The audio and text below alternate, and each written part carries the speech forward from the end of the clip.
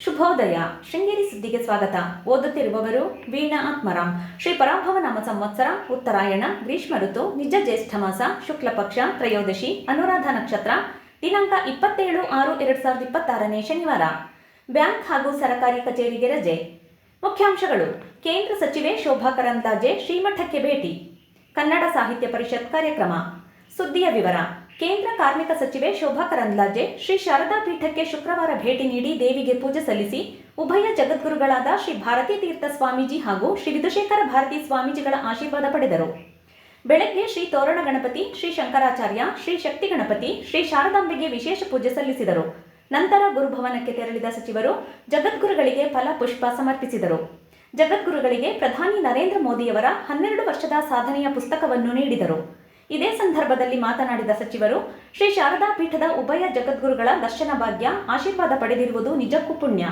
ಸಾಕ್ಷಾತ್ ಆದಿಶಂಕರಾಚಾರ್ಯರ ಪರಂಪರೆಯ ಗುರುಗಳ ಆಶೀರ್ವಾದ ದೊರಕುವುದು ಸುಲಭದ ವಿಷಯವಲ್ಲ.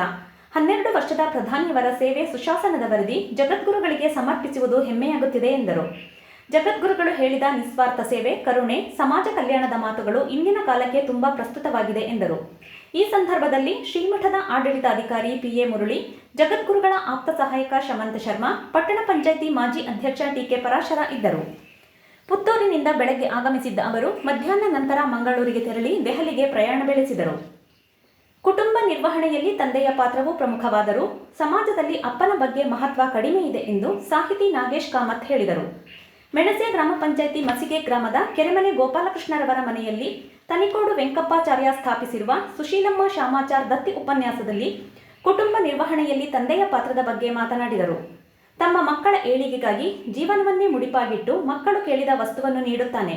ಆರ್ಥಿಕ ಸಂಕಷ್ಟ ಅಥವಾ ಬೇರೆ ಯಾವುದೇ ಅಡಚಣೆ ಇದ್ದರೂ ಮಕ್ಕಳ ಭವಿಷ್ಯ ಕುಂಠಿತವಾಗಬಾರದು ಎಂದರು. ಅಧ್ಯಕ್ಷತೆ ವಹಿಸಿ ಮಾತನಾಡಿದ ಕಸಾಪ ಅಧ್ಯಕ್ಷ ಆಗುಂಬೆ ಗಣೇಶ್ ಹೆಗಡೆ, ಸಾಹಿತ್ಯದ ಬೆಳವಣಿಗೆಗೆ ಸಾಹಿತ್ಯದ ಕಾರ್ಯಕ್ರಮ ಮನೆ ಮನೆಯಲ್ಲಿ ನಡೆಯುವಂತಾಗಬೇಕು ಎಂದರು. ಕಾರ್ಯಕ್ರಮವನ್ನು ಸಹಕಾರಿ ರತ್ನ ಪುರಸ್ಕೃತ ಸಸಿಮನೆ ವಿಶ್ವನಾಥ್ ಉದ್ಘಾಟಿಸಿದರು.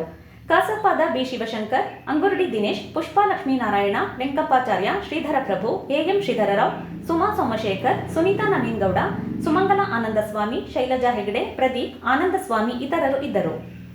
ಸರಕಾರಿ ಪ್ರೌಢಶಾಲೆ ಹಳೆ ವಿದ್ಯಾರ್ಥಿ ಸಂಘದಿಂದ SSLCಯಲ್ಲಿ ಅತಿ ಹೆಚ್ಚು ಅಂಕ ಗಳಿಸಿದ ವಿದ್ಯಾರ್ಥಿಗಳಿಗೆ ಪ್ರತಿಭಾ ಪುರಸ್ಕಾರ ಹಾಗೂ ನಿವೃತ್ತ ಉಪಪ್ರಾಂಶುಪಾಲ ಶಶಿಧರ್ ಹಾಗೂ ಕಟ್ಟಿನಮನೆ ಸರ್ಕಾರಿ ಪ್ರೌಢಶಾಲೆಯಲ್ಲಿ ಮುಖ್ಯೋಪಾಧ್ಯಾಯರಾಗಿ ನಿವೃತ್ತಿ ಹೊಂದಿದ ಮಂಜುನಾಥ ಗೌಡ ಹಾಗೂ ದೈಹಿಕ ಶಿಕ್ಷಕರಾಗಿ ಸೇವೆ ಸಲ್ಲಿಸಿ ನಿವೃತ್ತಿ ಹೊಂದಿದ ಪಾಟೀಲ್ ರವರನ್ನು ಗೌರವಿಸಲಾಗುತ್ತದೆ.